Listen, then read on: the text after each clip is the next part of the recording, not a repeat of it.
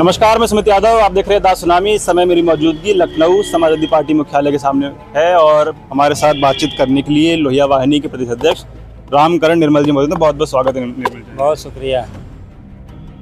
इटावा जो में कांड हुआ कथावाचक के साथ, उसमें अब कार्रवाई जो पीड़ित पक्ष है, जो यादव पक्ष है, उसी पर हो रही है। देखिए, इटावा की घटना की जितनी निंदा की जाए कम है। वो अमानवीय है, संविधान विरोधी है और जिस तरह जाति पूछ करके उनको प्रताड़ित किया गया, अपमानित किया गया, वो इस भारतीय समाज में, वर्तमान समाज में कलंकित करने वाला है। समाज की मानवता को कलंकित करने वाला है। जाति के आधार पर किसी के साथ भेदभाव, शोषण। एक तरफ आप कहते हैं कि हिंदू एक हो जाएं वोट लेने के लिए, जैसे ही आपका वोट ले लेते हैं, जैसे हमारे हक अधिकार की बात है, तुम्हारी भागीदारी बढ़ती है। जहाँ अर्थ आता है, जहाँ पैसा आता है, जहाँ सम्मान मिलता है, वहाँ फिर हमें आप कभी यादव, कहीं चमार, कभी जाटो। आपने वीडियो देखी हुई कैसे उनकी भाषा कैसे बोल रहे हो। आप सोचिए कि यहाँ सिर्फ इसलिए उनको प्रताड़ित किया गया कि यादव जाति में पैदा हुए। और कथावाचन का काम, एक संत हैं, वो स्वघोषित जगत गुरु बने हैं। वो कहते हैं कि कथा का काम सिर्फ ब्राह्मणों का है। तो मैं पूछना चाहता हूँ कि कथा का काम आप ले लीजिए, बाकी सारे काम हो दलित पिछड़ों के जो थे उसे दे दीजिए। ब्राह्मणों से IAS PCS बनना छुड़वा दीजिए। नेता जो बन रहे हैं, विधायक सांसद, उनसे हटा लीजिए। जो मंत्री मुख्यमंत्री बन रहे उनको हटा लीजिए। अब कथा करवा लीजिए उनसे। अगर ब्राह्मणों का काम कथा करना तो कथा करें। अगर आप जाति आधारित आप अगर दे रहे हैं किसी को प्रोफेशन, तो आप ब्राह्मणों से अपनी जाति आधारित काम करें। तो इस तरह की जो भाषा है, जो तथाकथित स्वघोषित जगत गुरु संत हैं, उन पे प्रश्न चिन्ह खड़ा करता है कि वो संविधान को मानते हैं, मनुस्मृति को मानते हैं। आज भी वो मनुस्मृति के हिसाब से चलते हैं, जो कि देश संविधान के हिसाब से चलता है। इस घटना में पहले जो एंगल था वो था कि यादव जाति का कथावाचक है, कैसे अपना गलत ID बताई, नाम गलत बताया, अपनी पहचान छुपाई। बाद में एंगल आ गया कि छेड़खानी की, खाना अपने हाँ कह रहे। कोई गलत ID नहीं बनाई थी। और अगर गलत ID उन्होंने बनाई है तो इस समाज ने उन्हें कंपेल किया है, उनको बाध्य क्यों होना पड़ा। वो तो कथावाचन करने गए गलत ID बना करके। हम लोग तो विश्वविद्यालय से पढ़े हुए, हम लोग जब कमरा लेने जाते थे, मैं बहुत सारे नौजवानों को जानता हूँ, हम लोगों ने तो नहीं किया, लेकिन बहुत सारे लोग अपनी जात छुपा के कमरा लेते थे। क्योंकि अगर आप अपनी जात बता देंगे तो कमरा नहीं दिया जाए किराए पे यहाँ पे। तो इस तरह का समाज है।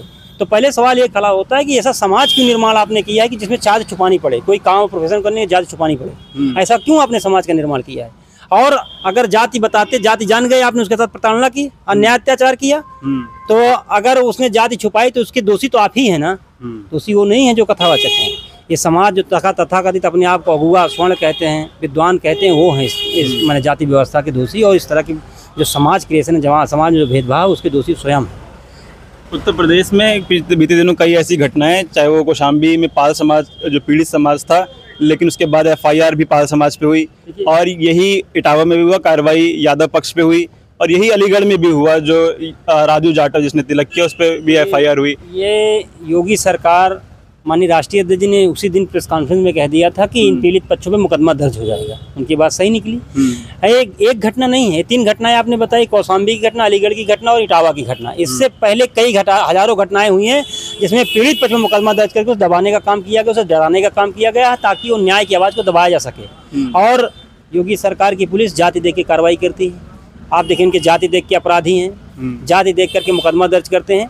तो हर जगह, अभी आपने इसके पहले भी अलीगढ़ में एक देखी होगी, जय भीम के नाम से दोनों लड़कों को मारा गया और उन्हें भी मुकदमा दर्ज कर दिया गया लड़की छेड़खानी का।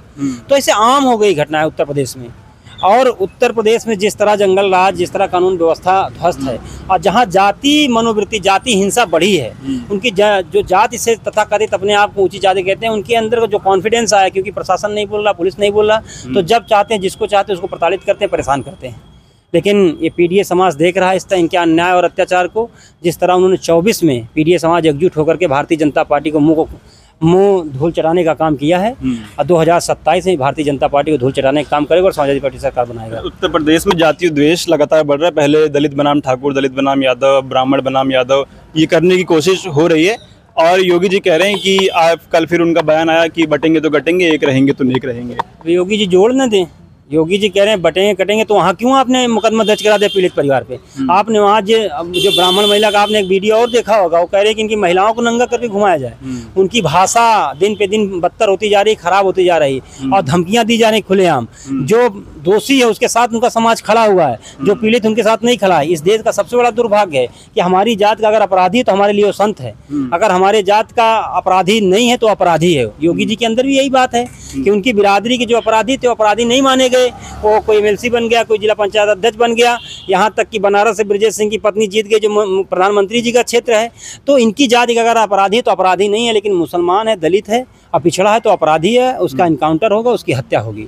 और ये बटोगड़े झूठी बात है। जिस तरह हम तो पहले से ही बटे हैं, 5000 साल से बटे, हमें बांटा गया। हम लोग चाहते हैं, हम लोगों को पददलित किया गया, कुएं पे चढ़ने नहीं दिया गया, पानी पीने से मना किया, शिक्षा पे प्रतिबंध लगाए गए, आज भी खटिया बैठने के लिए प्रतिबंध लगाया गया। कौन बांटा, कौन बट रहा है?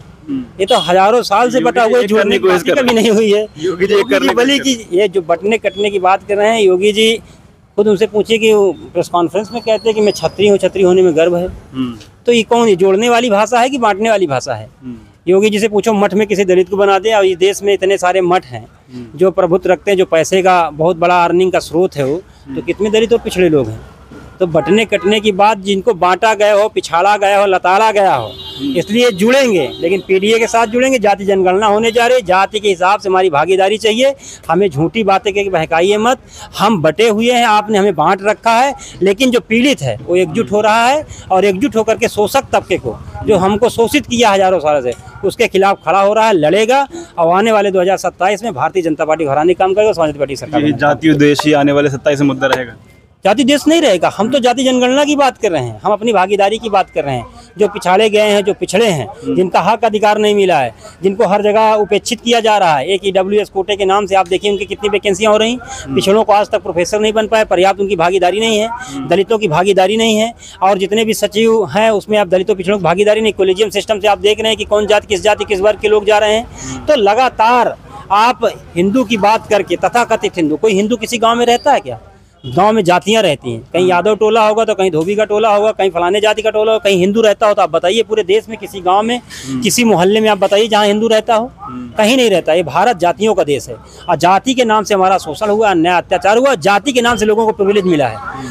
कर्म के आधार पे कोई जाति नहीं हो। वो पूजा जो स्वयंभू जगत गुरु है वो कह रहा है, वो सही कह रहा है। यहाँ पेट से ही पैदा होने पे ही ब्राह्मण होते हैं। कर्म के आधार पे होता तो कोई ब्राह्मण आज, कुकर्मी ब्राह्मण, शराबी ब्राह्मण, बलात्कारी ब्राह्मण आज तक दलित हुआ? कोई शूद्र हुआ आज तक? और कोई ज्ञानी जो दलित पिछड़ा कोई ब्राह्मण बन पाया?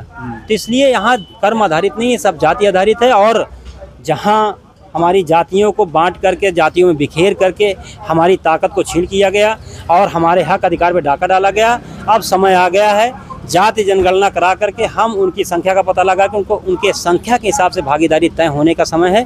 और राष्ट्रीय अध्यक्ष माननीय अखिलेश यादव जी, उन्होंने पहले ही कहा था कि जाति जनगणना होना है, जाति जनगणना हम कराएंगे। बीजेपी डर के मारा जाति जनगणना करा रही है, और जाति जनगणना के बाद 2027 सरकार बनेगी तो उनकी आबादी के हिसाब से उनको हर पद और हर हक और सम्मान दिया जाएगा। ये एक सवाल है कि क्या जातिगत जनगणना से और पद प्रतिष्ठा से सम्मान मिल जाए, क्योंकि अखिलेश जी मुख्यमंत्री थे, फिर भी उनके घर को धोया गया।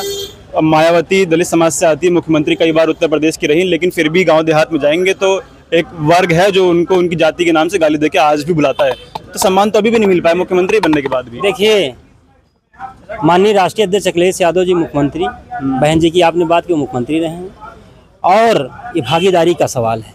जब हम कमजोर होते हैं तो हमें पददलित, हमें पीड़ित किया जाता है। ऐसे में हजारों ब्राह्मण ऐसी ऊंची जाति के नेताओं को बताऊं जो नतमस्तक रहते थे, माननीय अखिलेश यादव जी के सामने भी नतमस्तक रहते हैं, सजदा करते हैं, और माननीय बहन जी के सामने भी। तो आपने जो कहा कि क्या इससे हक सम्मान मिल जाएगा, लेकिन हम जब ताकतवर होंगे, जब हम सशक्त होंगे, तो इस तरह की जो सोच है, इस तरह के जो प्रवृत्ति के लोग हैं वो डरेंगे, उनकी हिम्मत नहीं होगी कि हमारा अपमान कर सके, हमें पीड़ा पहुंचा सकें। इसलिए जब हमारा हर तबका, जब ग्रामीण क्षेत्र में रहने वाला हर व्यक्ति, जब जाति के आधार से उसको भागीदारी मिल जाएगी, वो उसका हक और सम्मान मिल जाएगा, समृद्धि आएगी, जाति की जकड़न को टूटेगी, और जाति के सामने जो जाति के नाम से शोषण करते हैं उसके सामने वो तन के खड़ा होगा, अपने हक अधिकार के लड़ेगा, और उनके जहां वो हमें अपमानित करने का काम करेंगे, उन्हें हम कानून के तहत दंड दिलाने का काम करेंगे।